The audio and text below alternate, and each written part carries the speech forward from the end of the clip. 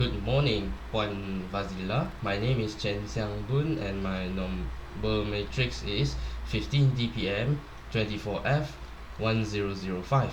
So today I will present about question A, market entry strategies in international business.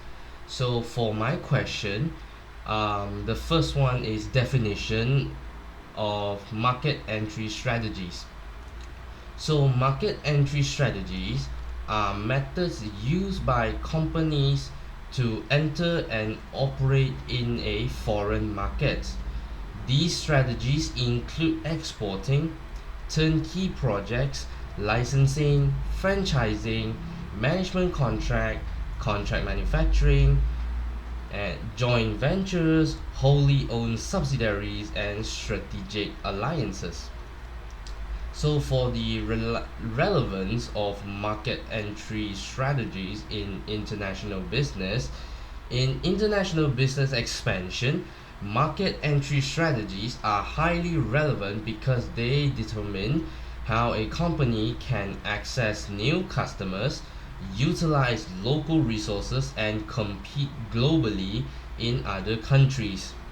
The right strategies help firms to reduce risk and help the business to comply with the host country's regulation and laws and build a stable international presence in another country. For example, Petronas uses joint ventures with foreign oil companies to expand their operation internationally while sharing the resources they obtain and risk with other oil companies. Discuss why choosing the right method impacts success in foreign market. Firstly, reduce risk. Choosing the right way to enter a new market helps the company avoid problems like cultural differences, legal issues, or losing money. Secondly, control costs. Different ways of entering a market, such as exporting, franchising, or partnership, cost different amounts. Choosing the best one helps the company save money and make profit. Thirdly, understand the market better. The right method helps the company learn about local customers, laws, and how business works in that country. Fourthly, build good local relationship. Working with local partners and respecting local customs helps the company gain trust from the people and the community. Lastly, compete better. The right method helps the company compete the more easily with other local and international businesses. Assalamualaikum warahmatullahi wabarakatuh, and hi to my beloved lecturer, Puan Fazila. First of all, my name is Alif Ifar Arba'in Abdul Rahman, and my matrix number is 50 DPM 24F 1107. And today, I want to talk about question B, focus on joint ventures. First is define joint ventures and explain how they work between Sony and Ericsson. A joint venture is a business agreement where two or more companies work together to achieve a specific goal.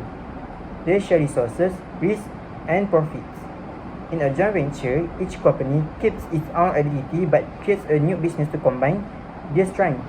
For an example, Sony Ericsson. Sony, a Japanese electronic company, and Ericsson, a Swedish telecommunication company, formed a joint venture in 2001 to create mobile phones. Sony provided expertise in electronic design and brand, while Ericsson contributed its technology in telecommunication and networks. Together, they built Sony Ericsson Mobile Communications, combining both companies' skills to produce innovation mobile phones. For number 2, describe the structure of a joint venture. The structure of a joint venture shows how the partners share ownership, responsibility, and control. For Sony Ericsson, first is equity split. Sony and Ericsson each own 50% of the joint venture. Second is roles. Sony focus on design, marketing, and entertainment features like music and camera functions, while Ericsson focus on network technology and mobile communication system. And lastly is control sharing. Both companies share decision-making power equally, and management position were balanced with leader from the both company. This structure helped combine Sony's consumer appeal and Ericsson's technical strength, making the partnership successful for several years. Hi everyone, Assalamualaikum. My name is Muhammad Faiz bin Muhammad Rasfan and my matrix number is 50DPM24F1007. So today, I want to present to all of you about my part, which is question C, pros and cons joint venture. So, I will explain to you guys about the advantages of the joint ventures between Sony and also Ericsson. So, number one is the advantage is local technology and expertise sharing access. Japan's Sony has a good consumer electronic know-how, and Sweden Ericsson had the mobile communication technology know-how. By the joint venture, the two companies were able to share their technology and knowledge and create more innovative mobile phones. Number two is cost and share risk. The research and development (R&D) of the mobile phone business entail high investment. By entering into a joint venture, Sony and Ericsson will be in a position to share costs and allocate the operating and development operates.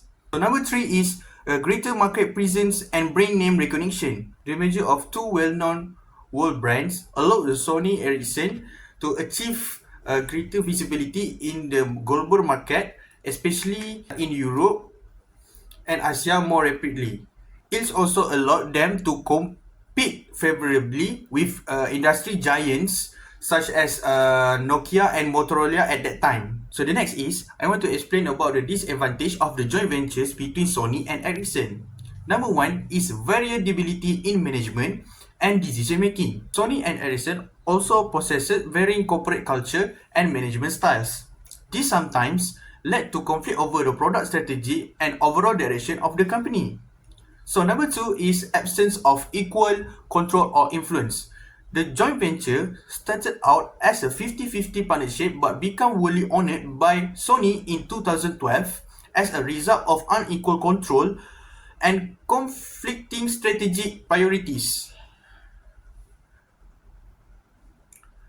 Ericsson more focused on network technology than on consumer phone, creating a mismatch of goals. Number three is sharing profits and financial issues. Profit had to be divided between the two partners despite one of them providing more resources. When the mobile phone market slowed down, profit fell and both companies found the joint venture loss financially profitable. So that's it from me. Thank you. Assalamualaikum warahmatullahi wabarakatuh. My name is Muhammad Nur Amsyah bin Nur Azizul. My matric number is 15DPM24F1004. So now, I will explain about pros and cons of joint venture at the third question, which is analyze how joint venture differ from other strategies like franchising or licensing. So number one is ownership and control. In a joint venture, both companies share ownership and control of the business.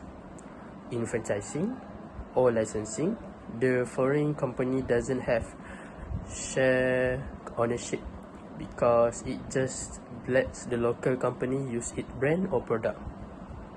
So second, investment level.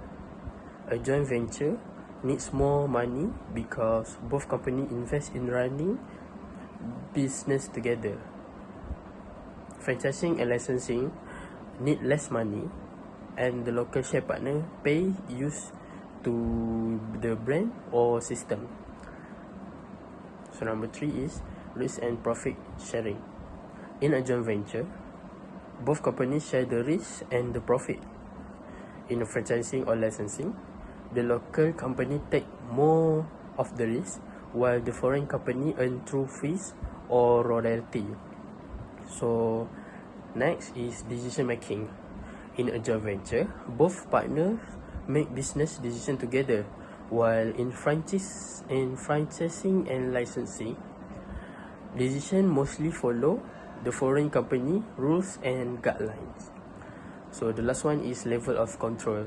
A joint venture give more control to the foreign company, while in franchising and licensing, there less control because the local partner manage daily operation.